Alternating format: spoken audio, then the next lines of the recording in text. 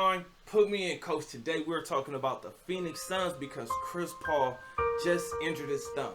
Now, as a guy who had plenty of finger injuries, I can tell you the hardest part is the actual rehab, not the actual surgery, which from what I hear, sounds like he's not going to have to get surgery. But are the Suns in trouble? I think they are. As usual, I want to know, do you guys agree or disagree? First, before we get into that, I need you guys to do me a huge favor. Like this video, subscribe to the channel, and share this video like an assist, because here we're talking basketball. So you're going to get commentary, highlights, and most importantly, we're going to cover the biggest stories in the world of basketball. So without further ado, let's get straight to the video. Chris Paul being injured sucks because he gets injured at the worst times. This goes back a little bit further to the Los Angeles Clippers, you know, Lob City, where Chris Paul was throwing lobs to DeAndre Jordan and Blake Griffin. Now, what's interesting about this injury is it's his actual thumb, and they said he's going to be out for 6 to 8 weeks, which is about 2 months. Now, this is what I was told in track, and I don't know if this is true, but this is just kind of a motto that I live by. So it takes 1 month for you to actually get in shape. Now, it only takes 1 week to get out of shape, which really just means you're not going to be at that peak that you want to be at, where you can actually compete at the level that you feel comfortable competing at. Him being hurt, this is going to affect them not for really the regular season, because they have a 7-game gap. So they can lose 7 games and then still be fighting for the #1 record in the NBA. But where this does hurt them is when Chris Paul comes back. Where will Chris Paul conditioning actually be? Because this is definitely going to affect his shooting, his dribbling, and his defense, because he plays with his hands. He blocks shots, but most importantly, he actually steals the ball. And you have to, most right-handed players reach with their right hand.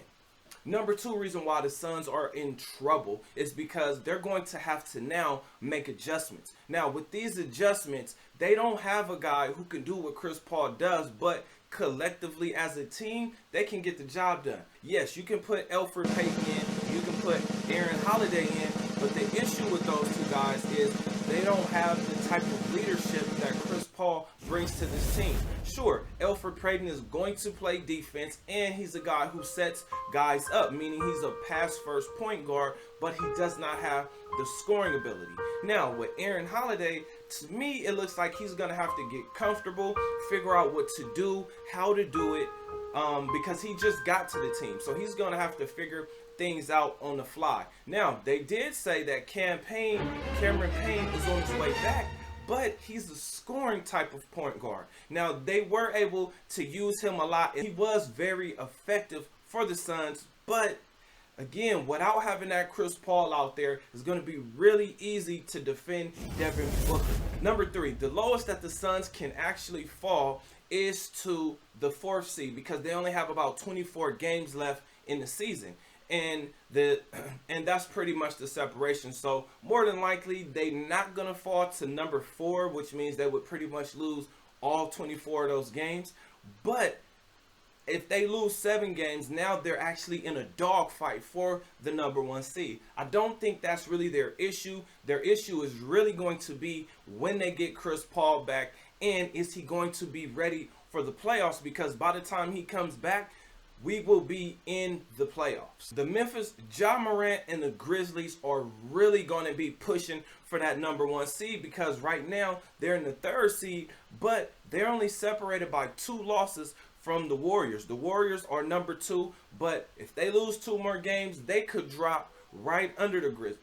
We have about 20 games left in the season. What I know about finger injuries, having 1, 2, 3, 4 broken fingers, it's a hard thing to come back from, mainly because when you are used to using your right hand and now that right hand is compromised, it's going to mess with your confidence just a little bit. But I'm sure Chris Paul is not going to let that affect him too much. What Chris Paul really has to worry about is his conditioning. So again, I want to know, do you guys agree with me or do you disagree with me? Because I believe the Suns are in trouble. What?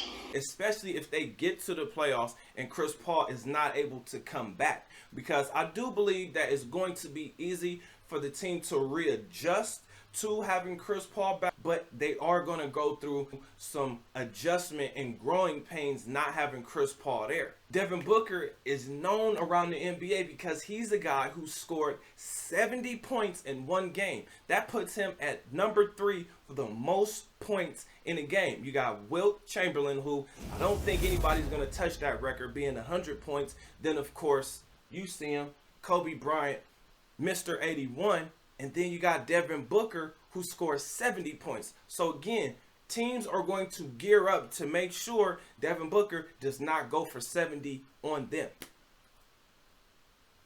But with all of this being said, I'm interested to know, do you guys agree or disagree with me? Comment under this video below. Other than that, I'll see you guys on the next one. Peace.